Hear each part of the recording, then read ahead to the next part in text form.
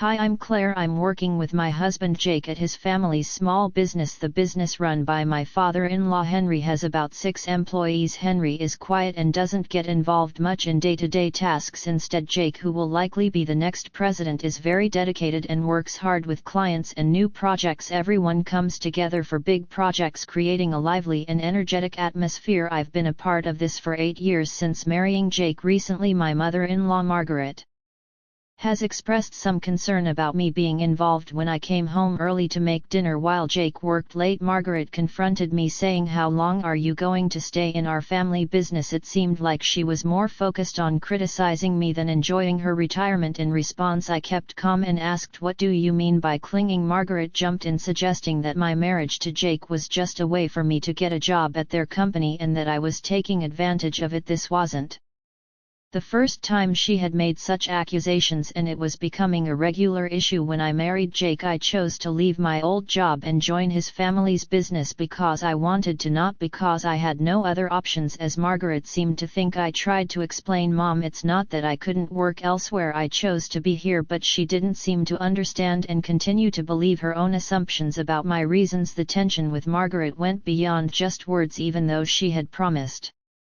to manage the household after retiring, she didn't help out much. Instead, she insisted, "I've worked all my life. Now it's the daughter-in-law's turn to handle the household duties." So when I often ended up managing dinner and cleanup, one afternoon I mustered up the courage to talk to Margaret about a problem that had been bothering me. "Margaret," I started carefully, "I've noticed that there are often dirty dishes left in the sink. It would really help if you could clean up after yourself instead of responding calmly." Margaret reacted angrily. She accused me of overstepping my role as a daughter-in-law and trying to impose rules in her home. I was worried about dinner getting delayed because of this argument, so I tried to stay calm and suggested, "Mom, let's talk about this later. I need to start preparing dinner." Margaret agreed and went to the living room, leaving me to focus on getting the meal ready. Both Henry and Jake had seen Margaret's harsh treatment of me and tried to step in when they could, but their efforts often seemed to have little effect. When they spoke up, it usually only made Margaret more upset with me. Despite their concern and attempts to help, Margaret's words were still painful. While I never faced physical violence, the emotional hurt was significant. Henry and Sel's support was crucial in helping me cope with Margaret's harsh remarks, but it was especially tested on one tough morning. After cleaning up from breakfast and getting ready to leave for work, Margaret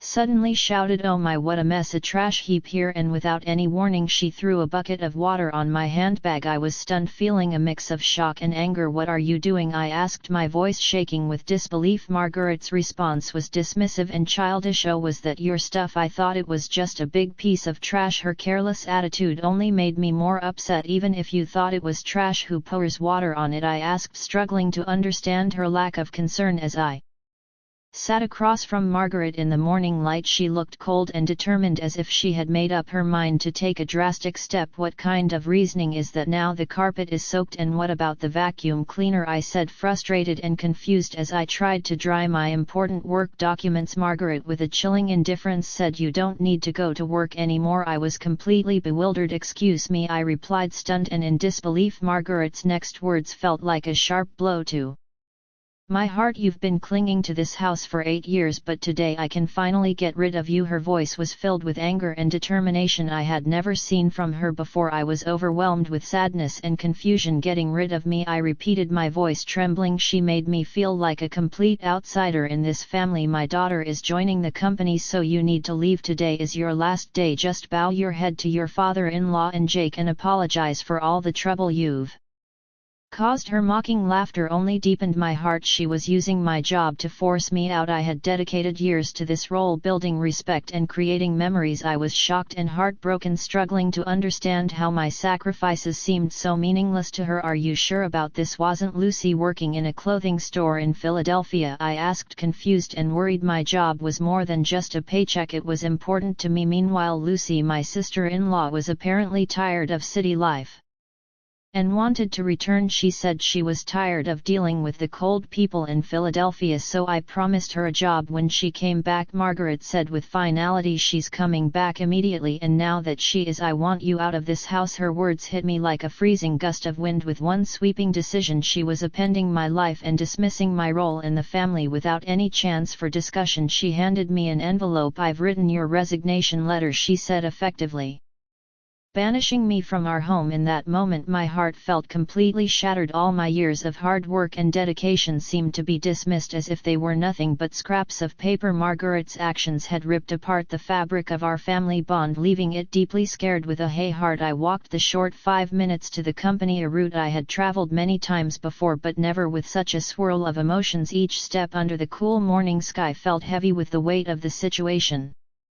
When I arrived at the office I told my father-in-law Henry and my husband Jake about Margaret's harsh decision. They looked shocked and restrained, but they managed to stay calm despite the chaos. They suggested that maybe stepping away for a while could show Margaret the real impact of her demands. This idea sent my heart into even more turmoil. After working so hard for the family business for years, the thought of taking a break longer than the short Thanksgiving or Christmas holidays felt overwhelming and strange. Encouraged by Jake and Henry's supported advice, why don't you spread your wings for a change? I decided to take a short trip. As I packed I reflected on my life, the choices I had made, and what the future might hold. Meanwhile my sister-in-law Lucy, who was supposed to replace me at the company, arrived unexpectedly late at 2 p.m. Her careless attitude left Jake and Henry frustrated and confused despite their attempts to help her understand the business. Lucy seemed uninterested. Hearing this made me anxious about the company's future. Even as I looked forward to my trip I left without another word to Margaret and quickly set off. As the train moved I looked out at the changing scenery, using the time to think about my past and future. The trip gave me a chance to take a break and reflect. While enjoying local seafood specialties I often thought about my family and the business. On the 5th day of my getaway my peaceful time was suddenly interrupted by a tearful call from Lucy. What's going on? Mom said it was an easy job just sitting in a chair, but Jake and Dad are acting like I can't do anything right, Lucy complained. Her words mirrored what my mother-in-law had probably told her, and I was taken aback. Even though I was enjoying a more relaxed pace during my trip, I knew it was time to help Lucy face reality. So Lucy, how good are you with computers? I asked, sensing her hesitation. Well, I usually watch videos online and play games too, she replied. Her answer suggested she wasn't very skilled with computers. I asked her if she knew how to use software tools like Word or Excel. Her confused response surprised me, especially since she had worked in the Philadelphia apparel industry, where tasks like tracking sales and managing inventory would have required basic computer skills. Can you handle calculations for sales or fill up documents? I asked. She confidently said she could do those tasks. However, when I asked can you calculate the right amount of tax, her confidence wavered and she answered uncertainly. This wasn't just about her math skills but about her ability to apply them in a real business setting. While Lucy might have other talents, it was clear that she wasn't sure about the skills needed for the job. Her discomfort with calculations seemed to be a big part of why Henry and Jake were criticizing her. It's crucial to confront the motives of my mother-in-law and her supporters who want to push me out, I said. Since you're taking over my role, I expect you to manage the accounting tasks properly. Remember that email etiquette is important. A casual tone might work with friends, but it's not suitable for business communications. Also, you'll be responsible for scheduling staff shifts. Our team is small, but we take everyone's requests for time off seriously, so make sure not to prioritize her convenience over theirs, I advised her firmly. Continuing to outline her responsibilities, I could hear Lucy sobbing on the other end of the line. It was a tough conversation, but it was necessary for her to understand the reality and expectations of the role she was stepping into. Lucy abruptly ended the call, clearly overwhelmed by the tasks at hand. Over the next 4 days I took the opportunity to explore Philadelphia, the very place Lucy had left. Surprisingly, I found the people there warmer than expected, which was a stark contrast to the cold-hearted nature of my mother-in-law Margaret and Lucy, who seemed determined to push me out. A week after Leaving my job, I returned to my in-laws' house. As soon as I arrived, Margaret confronted me, her face red with fury. "How dare you make my daughter cry? You won't get away with this," Margaret yelled, her eyes filled with anger and confusion. Before she could reach me, Jake and Henry stepped in, trying to calm her down. Despite their efforts, Margaret's anger showed no signs of easing. Jake explained calmly but firmly, "Lucy is upset because she was scolded for trying to boss around her employees even though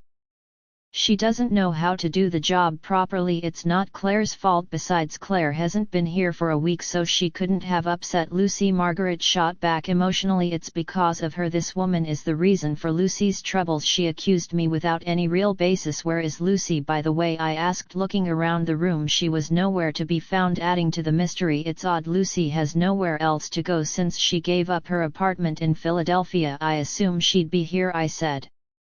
Puzzled, Jake then shared, "Lucy's locked herself in her room. She's been crying and doesn't want to go to work anymore. She's overwhelmed because she doesn't have the skills needed for the job." Margaret was still upset and accused, "You've been turning S and Lee against me. They wouldn't say the company is doing better with you instead of Lucy unless you made them think badly about her." Jake sighed deeply, clearly tired of the family drama and his failed attempts to clear things up. "Mom," he started again, trying to explain, "it might sound unusual, but Claire is really good at her job. She's certified in bookkeeping, she's great at secretarial work, and she even studied Spanish abroad. She manages all the multilingual communications of the company." He said this proudly. Margaret looked surprised, obviously not knowing about my qualifications and what I had done. "That sounds like something from a TV show," she mumbled. Thinking back, I shared that in college I was so focused on getting various certifications and studying that I barely had time for social activities or romance. It was during this time that I met Jake when he visited my company for business. I found myself telling the story of how we first met, hoping to clear up misunderstandings and show the reality of our lives. However, I realized Margaret wasn't interested in hearing about my qualifications or past achievements, so I steered the conversation back to the current situation. In short, I took care of many different tasks at the company,